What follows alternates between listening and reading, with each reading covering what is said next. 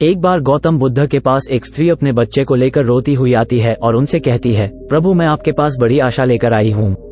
मैं जानती हूँ कि आपके लिए सब कुछ संभव है और आप परमज्ञानी हैं। इसीलिए कृपया मेरे मृत बच्चे को जीवित कर दीजिए। मैं आपका यह उपकार कभी नहीं भूलूंगी।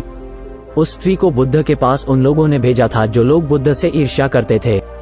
उनका उद्देश्य ये था कि बुद्ध सभी की नजरों में गिर जाए। उस स्त्री के पुत्र की मृत्यु वास्तव में हुई थी, परंतु वह नहीं जानती थी कि उसका और उसके मृत पुत्र का इस्तेमाल बुद्ध को नीचा दिखाने के लिए किया जा रहा है। उसे तो बस ये बताया गया था कि बुद्ध सच में उसके पुत्र को जीवित कर सकते हैं। वो स्त्री कहती है कि कहिए ना प्रभु, आप मेरे पुत्र को जीवित कर देंगे ना। वहां उपस्थित सभी लोग बुद्ध के उत्तर का इंतजार कर रहे होते हैं। बुद्ध कहते हैं, हाँ मैं तुम्हारे पुत्र को जीवित कर सकता हूँ। बुद्ध की ये बात सुन वहां उपस्थित सभी लोग बहुत चौंकते हैं और वो स्त्री बहुत प्रसन्न होती है। फिर बुद्ध कहते हैं कि परंतु तुम्हें एक कार्य करना होगा। वो स्त्री पूछती है, क्या कार्य करना होगा मुझे प्रभु?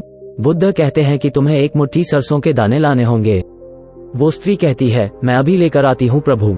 बुद्ध कहते हैं, परंतु ध्यान रहे कि दाने ऐसे घर से लाने हैं जिस घर में कभी किसी की भी मृत्यु ना हुई हो।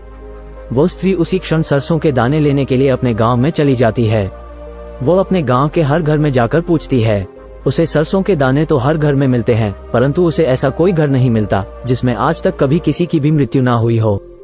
फिर वो स्त्री समझ जाती है कि मृत्यु जीवन का एक ऐसा सत्य है जिसे कोई नहीं बदल सकता।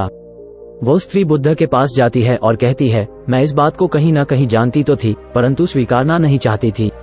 आपने बिना कुछ कहे ही मुझे इस सत्य से अवगत करा दिया। बुद्ध कहते हैं, जो जन्मा है उसकी मृत्यु निश्चित है और यही प्रकृति का नियम है। चाहे कोई व्यक्ति कितना ही सुंदर क्यों न हो, या करूप हो, या बूढ़ा हो, या जवान हो, लेकिन फिर भी मृत्यु सभी को आनी है। बुद्ध कहते हैं, ये संसार जिसे हम यथार्थ मानते हैं, ये दुख और पीड़ा का क्षणभंगुर खेल है। इसीलिए जो जन्मा है उसकी मृत्यु निश्चित है।